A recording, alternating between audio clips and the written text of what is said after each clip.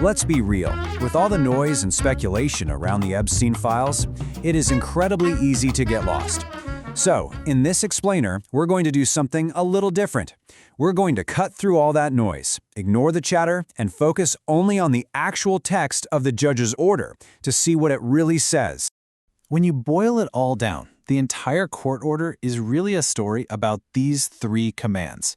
The judge has to find a way to balance the legal demand to disclose information with the equally powerful legal demand to redact certain details, all in order to protect the victims. Okay, so that's the big picture. Disclose, redact, protect. But what about the specifics? What did the judge actually write down that set this whole massive process in motion? All right, let's dive into the core of the ruling from Judge Richard M. Berman. And you'll see this isn't just a simple command to release everything. Nope, it's a very carefully structured balancing act. And right here, you can see the legal tug-of-war the government is in. On one side, you have a new law that forces them to release everything that's unclassified, but on the other side, that exact same law demands that they protect victims by redacting their information. They have to do both at the same time. And boom, this is the moment it all becomes official. With these words, the judge gives the Department of Justice the green light to start unsealing the files. But, and this is the key part, they can only do it by following that two-part command, disclose and protect. Now, it's really crucial to understand this. The judge didn't just wake up one day and decide to do this. His hand was forced. His order was actually triggered by a brand new law passed by Congress. And this is the law at the center of everything, the Epstein Files Transparency Act. I mean, the name pretty much says it all, right? It created a new legal obligation for the Department of Justice, which basically took away any choice they had in the matter. The judge uses the word compels for a very specific reason. This isn't the government choosing to be transparent. It's the government being forced by law to act. And you see that hard deadline, right? That adds a whole other layer of pressure to this entire process. So the law says release the files. But what does all files really mean? Because this next part is where the judge's order gets incredibly powerful and really starts to pierce through layers of traditional legal secrecy. The scope here is just massive. We are not talking about a curated highlight reel.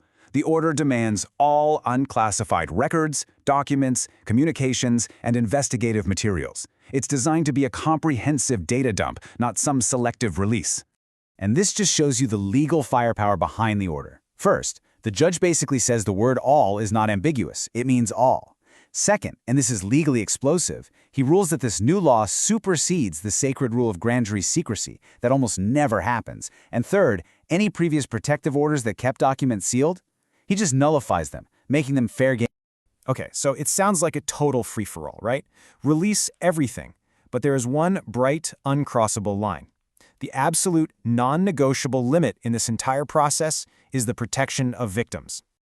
And this, of course, brings us to the central question that's causing so much confusion and anger online. If the order is to release everything, why are so many documents covered in these black boxes? Well, here is the judge's answer, loud and clear. Those redactions aren't a cover-up. They are the fulfillment of a legal duty. The judge makes it crystal clear that the quest for transparency cannot, under any circumstances, harm the very people at the heart of this case. So what exactly gets blacked out? We're talking about personally identifiable information, the names of victims, private medical files, basically any detail that could lead to someone being identified and re-traumatized. This is a legal requirement, not a choice. And all of this leads us to our final section and helps us understand why this story is absolutely nowhere near over. It's because the legal framework itself creates this inevitable ongoing tension.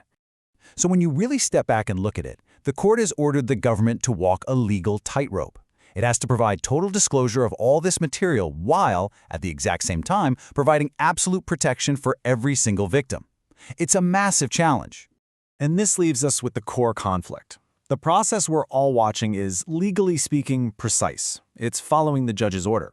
But for the public, for so many of us, it can feel deeply, deeply unsatisfying. And it's that gap between what is legally required and what is emotionally desired that guarantees this story, and all the controversy around it is far from over.